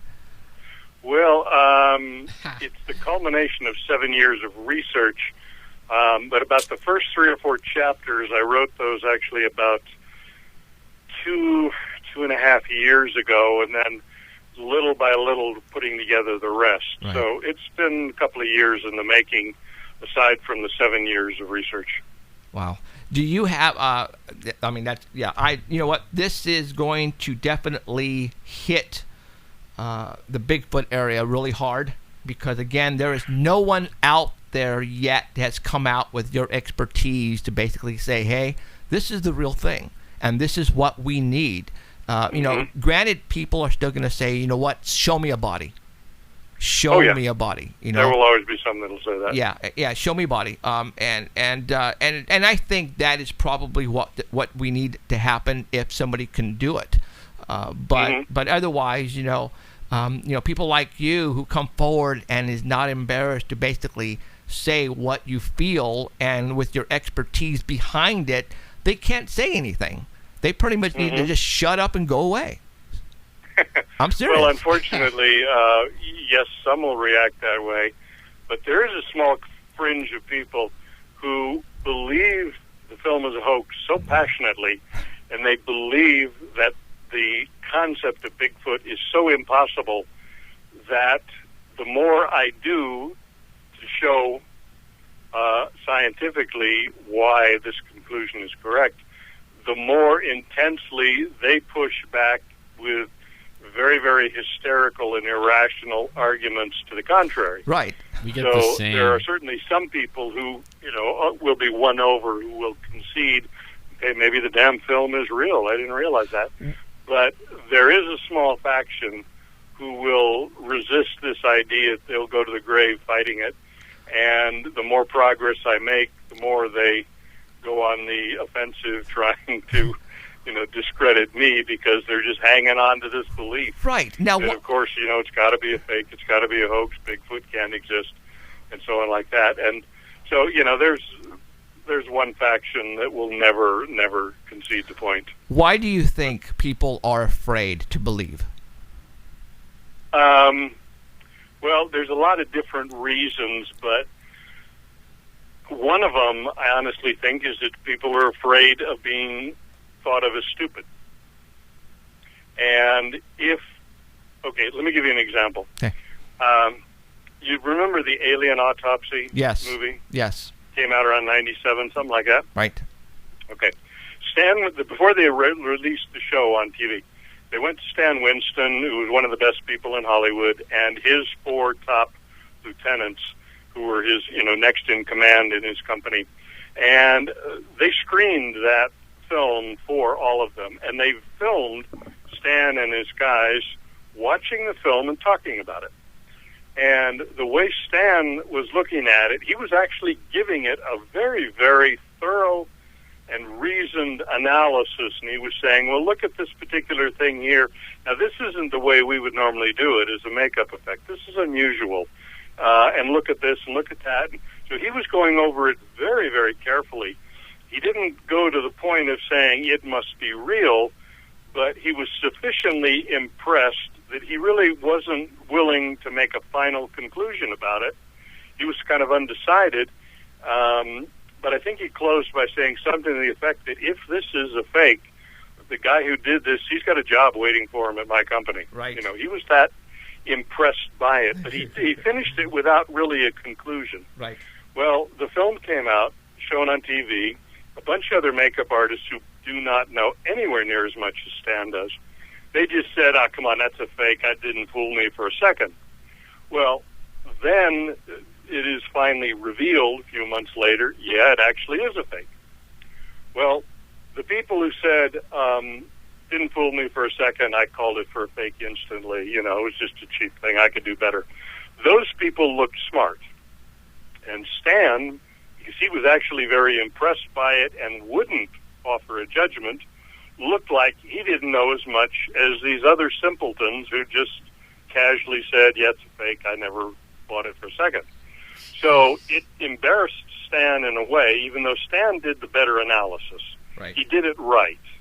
And the other people were actually just bluffing, but their bluff made them look smarter than him when they weren't. And that kind of scared a lot of people in this business, so that if you bring them anything that looks really weird or strange or something like that, they're going to say, nah, it's a fake, didn't fool me for a second, not because they really think so, but because they want to look smart. And they're afraid if they honestly give it a reasonable consideration, they won't look as smart as the one who dismisses it right away. So this fear thing about looking at the Patterson film and realistically considering maybe the damn thing is real, a lot of people are just plain afraid to go there. They're afraid somebody will finally prove it's a hoax and they'll look stupid. Everybody is politically and that correct. fear is actually very, very powerful. Wow. I think a lot of the scientists in the anthropological community won't even seriously discuss it because they think even to seriously discuss it would make them foolish compared to the other anthropologist who says, come on, it's a fake. Don't waste your time. Right, that person looks smarter because they have a conclusion. The one who says, I don't know, let me take a look at it, doesn't get to a conclusion as quickly, that looks like not as smart. So I suspect there's quite a few people in the scientific community who also won't even consider it.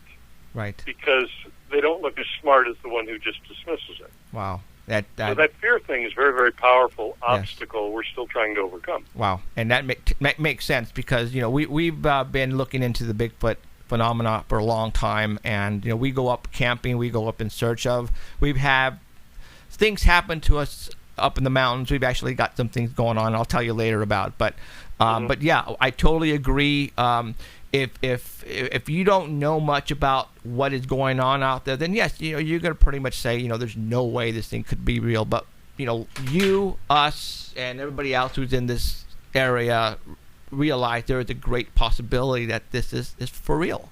And I'm not... and there's some of the evidence, some of the sightings, some of the stuff isn't well publicized, isn't debated publicly, but some of the stuff, you just can't dismiss it as misidentification or a phony witness story or, anything like that. There's something there. There is something there. I saw it. There is. I saw it, I don't know so I know exactly it's there. what, and I can't explain why it is so elusive, but there is something there. And the sooner we just accept that reality and put a little more time and effort into trying to find what that something is in a responsible scientific way, the sooner we're actually going to solve the mystery. Correct. How often do you go up, or do you go up at all? Go Bigfoot expeditions or anything like that, Williams? Well, there aren't any up in Lake Arrowhead, so I think there is. I'm not in an area where I can actually go somewhere and look for evidence. Okay. I wish I were. I do know other people who are living in areas. There's one up in Washington, a man that I know there, who has them visit his property quite often, and his wife and the guy that works for him have seen them on the property, and these are some of the most phenomenally good eyewitness reports that I've ever seen, and there's other evidence on his property that I have seen myself, which is mind-boggling, but he is keeping it under the radar precisely because he doesn't want to hassle with all the wackos who will go out of their way to try to say he's a liar and he's bullshitting and he's faking people and all that stuff. He just doesn't want to deal with it. Right. But for people who actually are up in the Northwest and have them on their property or visiting their property, I envy them very much. I almost wish I were in that area so that I might have a chance to just walk out the front door and go look for evidence. But unfortunately, in the Lake Arrowhead area up in the mountains, We haven't got any. Okay. After the show, about an hour after the show, I'm going to email you some stuff about us, okay? Okay. And that way, because, we're only like a 3-hour drive from your place, and I want to tell you what's going on in our area, and I want to show you some stuff. So where can everyone get your book? Mainly Amazon.com, but I think some of the other vendors are carrying it also. But if you go to Amazon.com, you just do a title search in the book section, When Roger Met Patty, and it'll come up. Okay, awesome. Buy it from there. There's also a Kindle edition. Okay, you can get cool. there. I'm going to put that on the website, too. Okay. And also, when I put this in the archive on YouTube, I will link that so that people can find it. So, all right, Mr. Munns, I appreciate you coming on today. Yeah, This has been an honor for us. Like I said, we're big fans of yours, and it's all about science to us. And you are pretty much, I want to say, the closest that anybody's going to get to basically proving that this thing is for real, or they are for real. I mean, there's no doubt about it. I mean, in our hearts, I know it's for real. No doubt. So, all right. All right, mister, I appreciate you. Like I said, I'm going to send you some emails later on tonight and with some information. And I will let you know when possibly we're going to have a symposium down here, and we'll let you know. Hopefully, maybe we can get some going. Sure. All right. Good. All right. Thank you very much, sir. Appreciate it. Sir. And we will talk in the near future, okay? Okay. Have a good night. Okay. You have a good night. Thank you. See ya. Bye. I love that he thinks Bigfoot Patty is real. Yes. I don't care what you say. Bigfoot is real. I was going through his book, and he has photographs, and he explains it totally. That's why he didn't want to give it all out right now. Right. Because see this? Well, you don't There have it. is- You got to switch it. Well, no. I see what you're saying. Let me go to here. Let me go. He couldn't tell us 500 pages anyways. It would take all day and night. Yeah. This book explains it. We saw the video when we went to the Filton Museum, all right? And what he did to try to prove to the naysayers out there on the creature's movements, it was so in detail. We were looking at each other, we're going, holy smokes, guys, this guy went all out. Yeah. And and that's what I was saying. If he got a budget, actually he got some research money, and that's what he used to do this with, and that's what I meant. It's people. There are Patterson and Mr. Gimlin are ranchers, are farmers. Back in 1967, I believe Patterson was really good at leather making and saddle making. That doesn't make him a professional in costume designing. Do you understand me? There is a lot more to it. The Planet of the Apes, really? Compare that to this. There is no way. You cannot compare. We're talking Hollywood.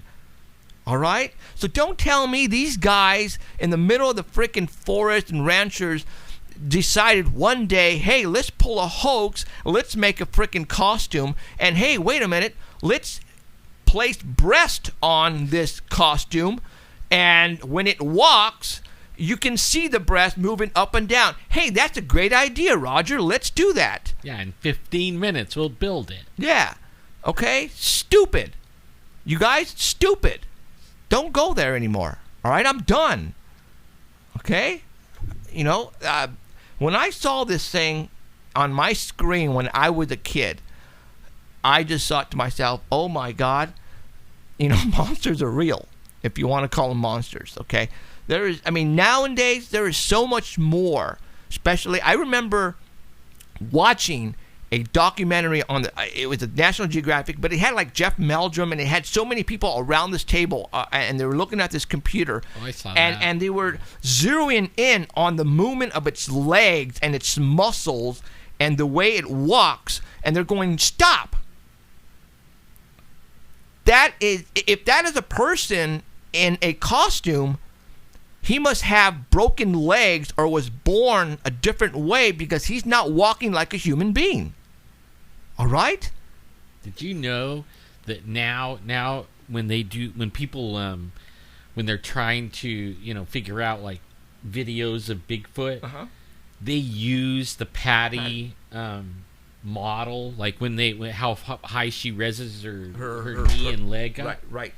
They measured it, and then they measured humans, and they found out no human raised its leg that high in that degree, right? And she does it through the whole film. Right. Now, when you go look at other Bigfoot films, if you're going to make a hoax, you better be like measuring your leg and everything, because everybody's going to use that against you. Right, absolutely. And and matter of fact, Danny had a video or a picture of the avocado one, Avocado Lake. Right, yeah. The leg came up that high. Who in the hell in Fresno, except us, in Fresno, California, knows to even do that? Well, you have to, just like the boobs, you have to think about it way in advance. In 1967, and Roger and Gimlin probably even didn't have TVs out there where they lived if they had a black and white. All right, they're not going to. I don't even think they had color. Maybe they were just coming out with color, right? Yeah, they're not going to be looking at the TV and all of a sudden say, "Hey, look at that creature, Bigfoot. Let's go try to make one."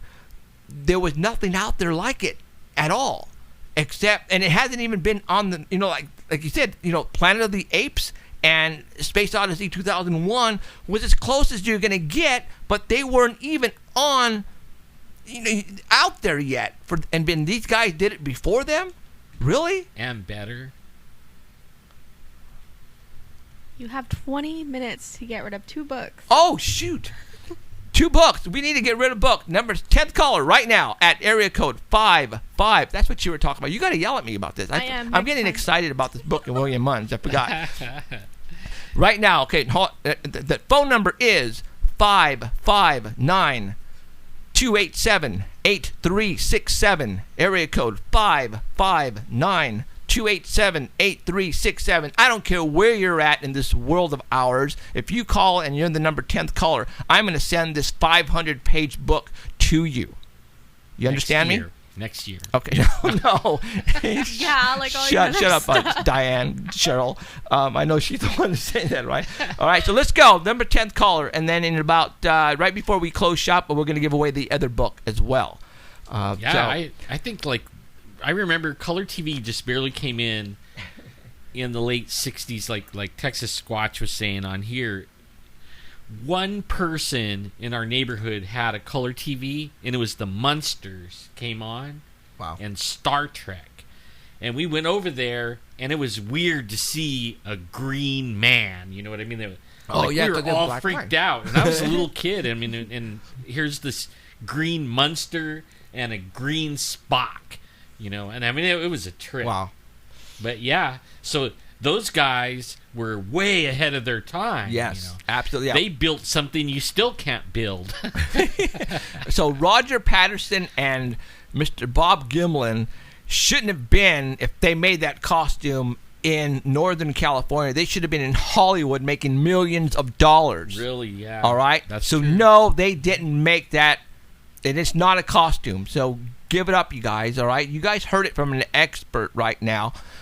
There is so much that is involved in creating something, especially in 1967. So don't tell me it's a costume and somebody's in it, you guys. It's absolutely ridiculous. Stop. Sorry, but stop. All right? Oh, all right. It ticks me off because, we're going to, I guarantee you, people are going to get on the chat and say, it's a costume, like Rick. Pull people out. Like Rick Anderson, Rick. But anyways, yeah. So, you know what? All right, we got our 10th caller. Stop okay, calling. Who is it? I'm gonna answer it. Wait. Well, you want to put him on the air? Let's find out who it is. Can we put you on the air? Okay, one moment. All right. Who's this? Hello. Hello, my number 10. You're number 10. Who's this? Scott. Who? Scott. Scott from where? Where are you calling from, Scott? Alabama. Alabama, Sweet. Scott. Right on, Scott. Appreciate it. All right, Emerald's going to take your information. Congratulations, Scott. And hold on. Don't hang up. All right, Scott. Thanks from Alabama. Woo! Roger Dodger on that. Scott from Alabama. Okay, everybody, stop calling. We got Can't win the a 10th second caller. one, though. Nope. So we got stop, everybody. Don't call anymore. We got a winner from Scott in Alabama. We'll get that book out to you probably on Tuesday, just with the other two that I have to send out. So, okay. Not from last year. Yeah. No, it's not last year. So, I'm just kidding. So, all right. What's the matter? Oh, you can't hear anything. I'm yelling too loud, probably. Okay, hold on. Just so, take your headphones off.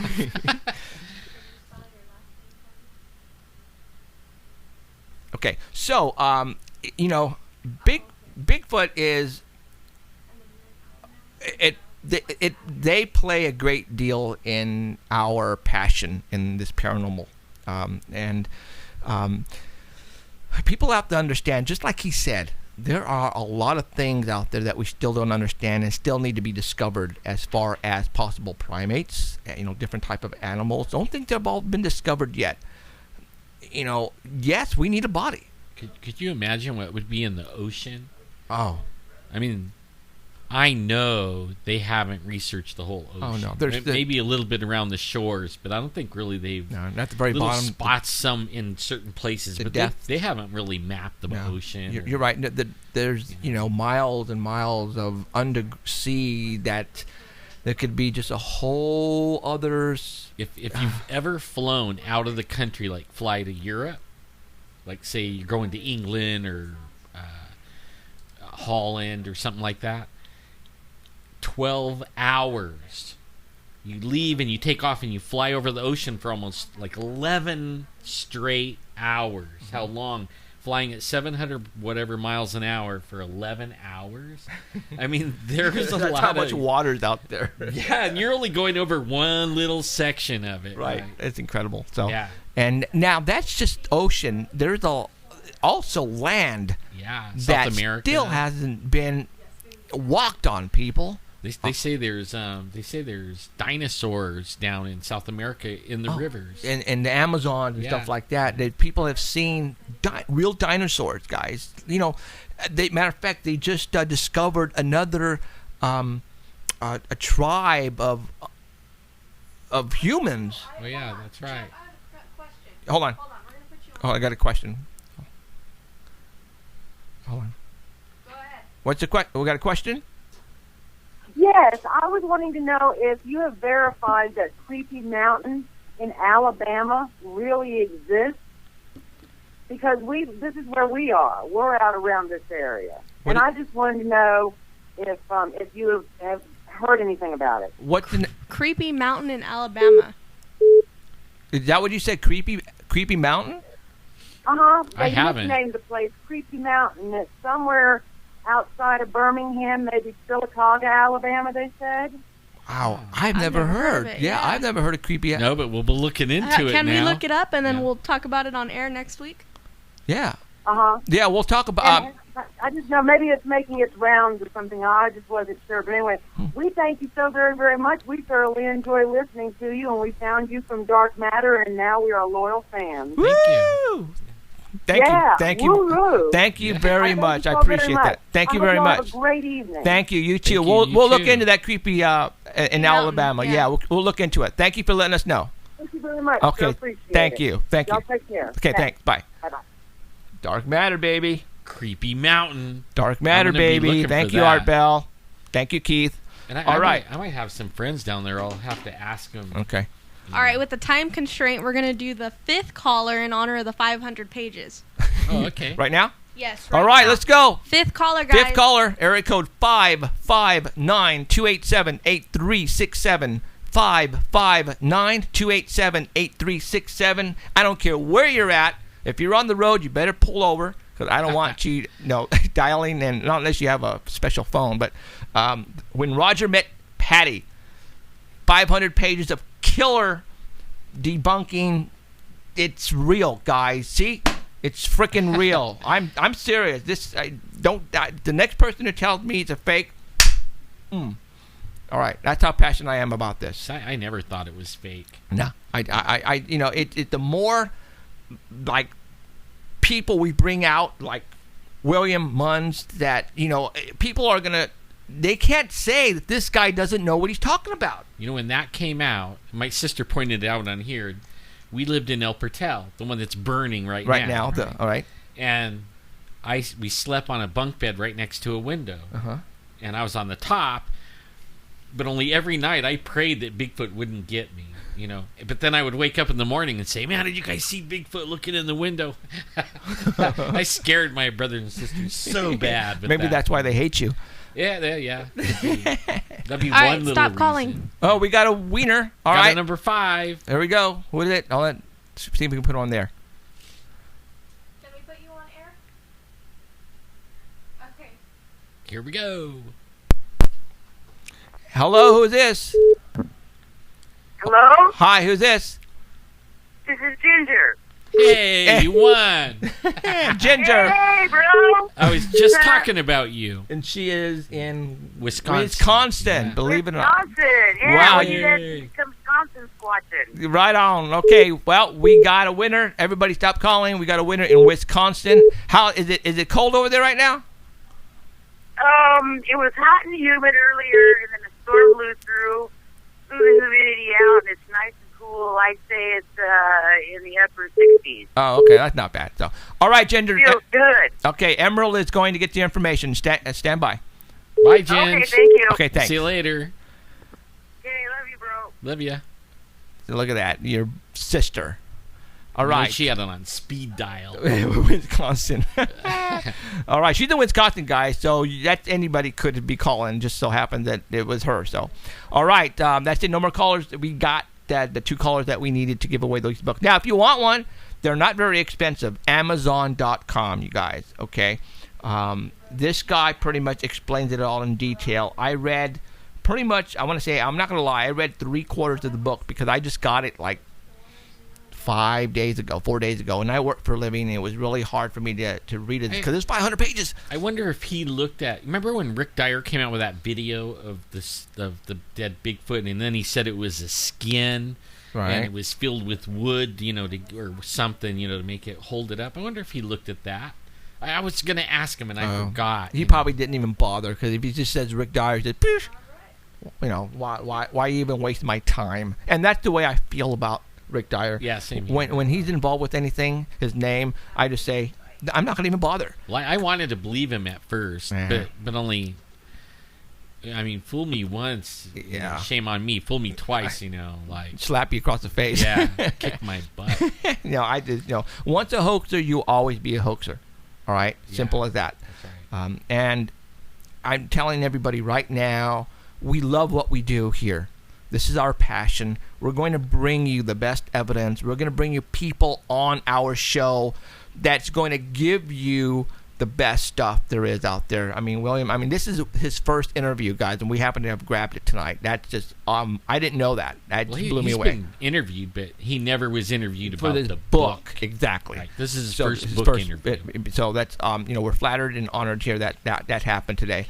You know what we're going to have to do? What's that? Because the live stream does have a delay. So people call in are going to call in after. Oh. We need to set up a specific time when you have books that people could call. So let's say like 6:30, and you tell them at the very beginning of the show. You keep reminding them 5 minutes later before. That way everybody can call at the same time. Because live stream does have a delay. Oh, I see what you're saying. So the people on Dark Matter have an edge, yeah, huh? I just thought They're about like, that. oh, call. So they beat everybody off of the live stream. Just thought about that. Ooh. Yeah. Well, At least 2 minutes. Ginger wasn't listening to Art Bell. She was listening to live stream, probably, I'm thinking. I don't know. Okay. All right. That makes sense. You're right, Emerald. Thanks for bringing that up. Mm-hmm. So, because there is a lag on the live stream compared to Art Bell. So, okay. That's why you all should just go to Art Bell. Go to Dark Matter. Well, that's actually a very good, and I usually say that, watch us. Yeah, but then we look like a Chinese. You know what I mean? Like, whatever we're saying on Dark Matter isn't matching what we're saying on live stream. Right. Like, Exactly. yeah. Yeah, it's pretty funny. So, like like the Godzilla movies is what we're basically trying to tell you, that we're not synced up with the voice. We'll never have Rick Dyer, you guys. No, not as a guest. No. Not unless he brings a real live Bigfoot with him. That's the only way he could convince me. Is I need to see Oh, that'll the never real happen. No, deed from that the next video that'll come out said, all right, I'm going to bring in a live Bigfoot. Stand by. Oh, my God, the government just came in and took him. No, according to him, he has a baby one. Oh, whatever. That he goes and visits. So, I mean, bring the baby and let's talk. Yeah. Right? And I want to see that. So, okay. All right, before we only got like 9 minutes left. Let's just talk about one thing that's not Bigfoot related, Ebola. and the Ebola virus. When this came out, a lot of people were freaking out. I was. All right, sure, I was too.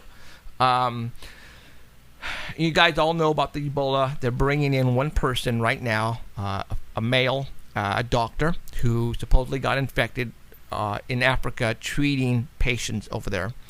And everybody is freaking out because they're bringing them to the United States of America, where why are you going to bring a virus that deadly, to America? Well, they're bringing them to Atlanta, Georgia. Well, what's in Atlanta, Georgia? The CDC, all right? What is the CDC? The Center of Controls, the Center of Disease and Control, basically. I mean, they got everything there in case. As a matter of fact, my wife last night pointed out to me, and it freaked me out, but you really have to step back and say, okay, why did they bring him here? The first season of The Walking Dead, if you guys remember when they all walked into the CDC building and they were basically saying, hey, this is something that we actually invented and we released the zombie apocalypse. Well, that's exactly where they took this doctor, to Atlanta, Georgia at the CDC. Now, there is a hospital that's associated with the CDC. This hospital happens to treat people who are, or actually, this hospital treats doctors who have been infected with certain viruses from around the world. This is where they bring them because obviously everything is there that is needed. I was listening to a very, very high wattage popular AM station, and the DJ was talking about what we're talking about, and he was frustrated. Why are they bringing him here to America where there's a slight chance that it could escape and infect other people? And he was mad as hell. Well, there is a doctor that he associates himself with who just happens to have been listening in Haiti from Fresno, and she called, and she says, and I'm not going to say his name, but I have to disagree with you because this is the place where you want to bring infectious diseases to so they can treat and learn how to treat, and if they have antibodies or whatever that's in the body, this is how to do it. They're not going to be able to do it in Africa. All right, there's nothing in Africa. They can't take the CDC to Africa, so they have to bring them obviously here.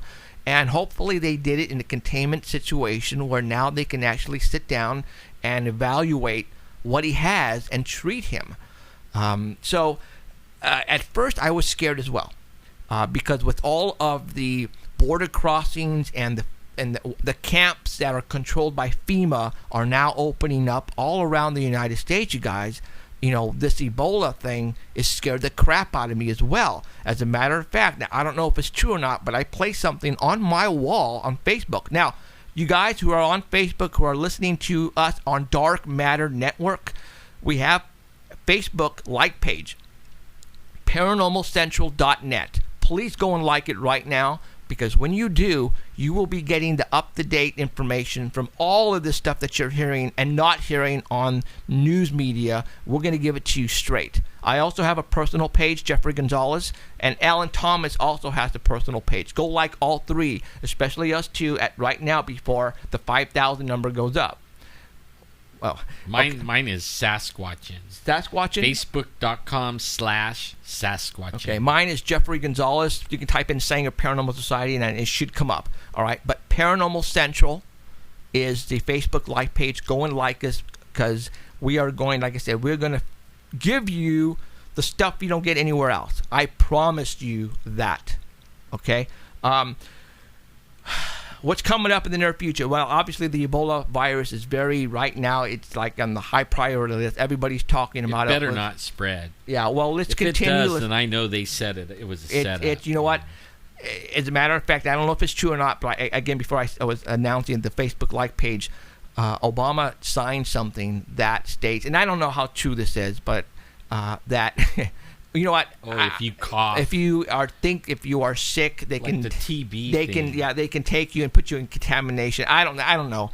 There's so much stuff going around. You don't know what's true or not. Okay. All I know is they did bring the doctor. Now there was 2 people who were infected, a female and the male. The male they did bring to the United States. The female, from what I understand, was given a anti-serum. Yeah. Okay, and that's why she stayed, because they were able to take care of her up there. And he actually allowed her to take it. They only had 1 serum for some reason. Why, I don't know. But because he's a doctor in the medical field, he was willing to have them come back and to be the guinea pig. Is what he's going to be doing right now at the CDC, the hospital. He's going to be the guinea pig. They're going to try to see if they can, whatever he has, it could be a different strain of the Ebola. We don't know. Obviously, they're not going to tell us. But hopefully they can figure it out, find out what it is, and build an anti-serum and go from there. Well, they definitely can't do that in Africa. No, absolutely not. He was in West Africa. I visited West Africa, and there is no place over there. Yeah, man. it's a tent. Yeah, it's a tent. And there's mosquitoes that could kill you outside the tent, maybe even inside the tent. And the doctor is freaking out. Actually, both of them are freaking out because they don't know how they got infected, because they were very well, they had the containment suit on that basically covers you from head to toe. This reminds me of the movie. What's the movie with Justin Hoffman? What's his face? Outbreak. All right, the doctor. What's her name? Ripped the inside of her suit on, and that's how she got infected, just by the little opening in her suit. So obviously, it was something that she breathed. Again, we don't know how deadly this is. They say it's a 65%, up to 90% death rate, that if you become infected, you're done. In Africa, they were dying left and right. There was bodies all over the place. Yeah, I saw that video where, the president closed off the borders and was saying, no flights in, no flights out. That's how bad it is. Nobody goes in there. There's bodies all over the place. How much time we got, Emerald? Time to wrap. Okay. There was a lot of people dying when I was there from AIDS. Right. So, okay, you guys, we are done here. I hope you enjoyed this show as much as I did. William Munns, thank you very much. Thank you, William. Oh my God, God, cool. This was a cool show, you guys. I hope you guys enjoyed it. We're going to continue to bring the type of shows like this in the near future. Please come back. If you're listening on Dark Matter Network at artval.com or Paranormal Central, I thank you very much. We're here because of you guys, and this is our passion. Come back next week. We're going to have another show just like this. Good night, you guys. Take care. You have been listening to Paranormal Central with Jeffrey Gonzalez and Alan Thomas, broadcasting worldwide at paranormalcentral.net and on artbell.com. Stay tuned for next time. Remember to keep your eyes to the skies, and we hope you witness something you cannot explain. I'm looking for you.